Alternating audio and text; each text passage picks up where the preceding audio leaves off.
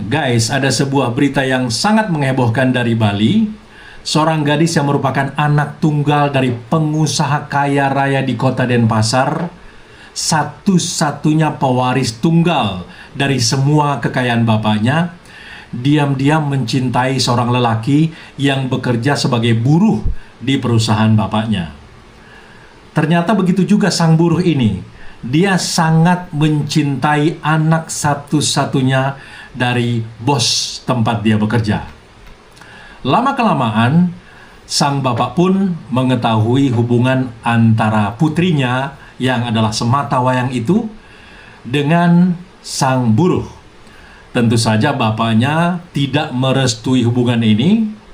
Perbedaan faktor ekonomi yang menjadi sebab utamanya, dengan alasan tidak selevel, tidak sepadan antara sang gadis yang juga adalah calon dokter, anak pengusaha, sementara laki-laki itu hanya buruh yang tidak tamat SMA dan anak dari keluarga miskin. Namun, inilah cinta. Sudah beberapa kali putrinya meminta dan memohon agar orang tuanya merestui hubungan mereka.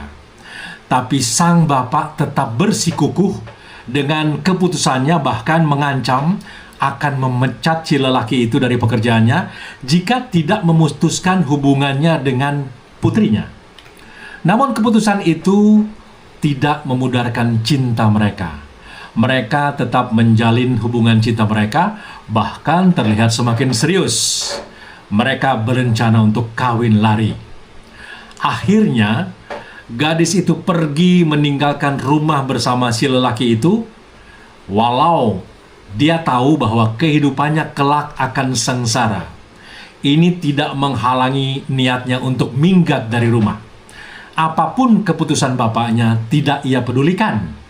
Cinta telah membawanya pada rencana mengarungi bahtera yang bergelora. Bapaknya kebingungan, mencari kesana kemari. Berbagai cara ia tempuh untuk mengetahui keberadaan putrinya, dan akhirnya ia menyadari apa yang dilakukannya itu ternyata keliru dan sudah melukai hati sang putri.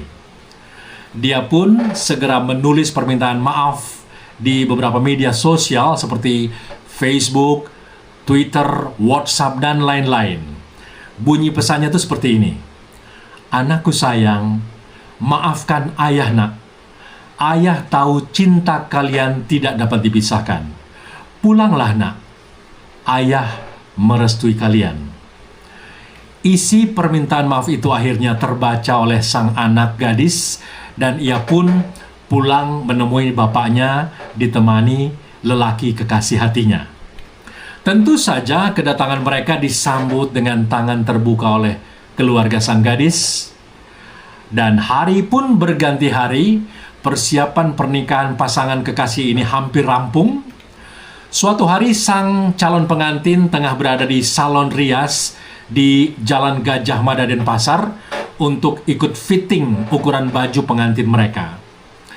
Ketika si gadis ini tengah mencoba rias agung pengantinnya, sang lelaki kekasihnya ini pamit untuk membeli minuman di sebuah minimarket yang letaknya itu ada di seberang salon.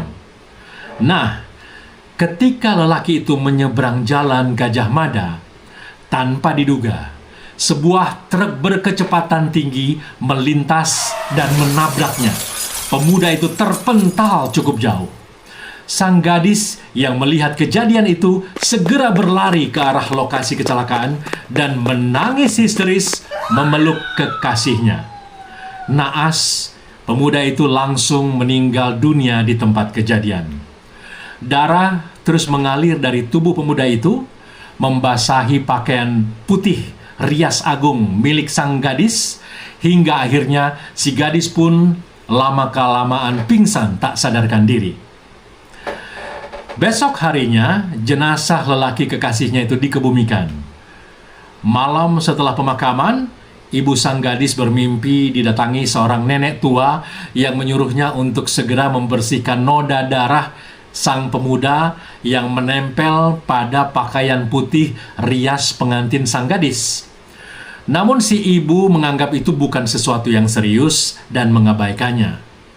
Namun Pada malam kedua, giliran sang bapak yang bermimpi didatangi nenek tua yang sama yang juga memintanya untuk membersihkan noda darah itu.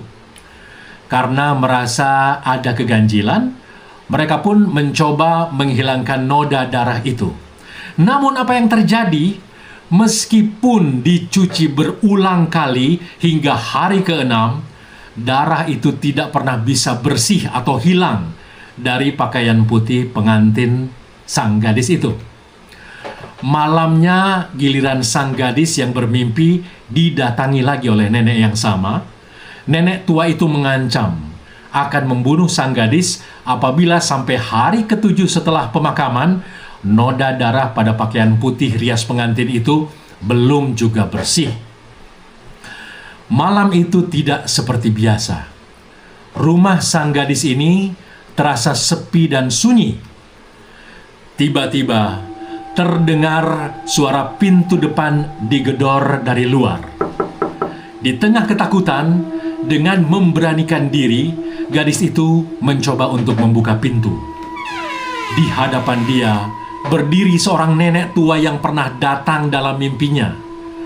Hampir pingsan si gadis ini, dia lunglai terjatuh tak berdaya. "Siapa kamu?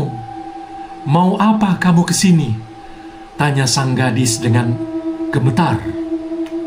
Bukannya menjawab, sang nenek tua itu malah makin mendekat dan tiba-tiba berbicara. Nenek datang hanya ingin memberikan ini, sambil melemparkan sebuah bungkusan ke arah sang gadis. "Ini apa? Untuk apa?" tanya sang gadis semakin ketakutan. Dengan suara lirih, nenek itu berkata, "Itu adalah rinso anti noda untuk membersihkan noda yang membandel di gaun putih kamu." Serius amat dengerinnya. Ngopi dulu yuk guys. Oh my god.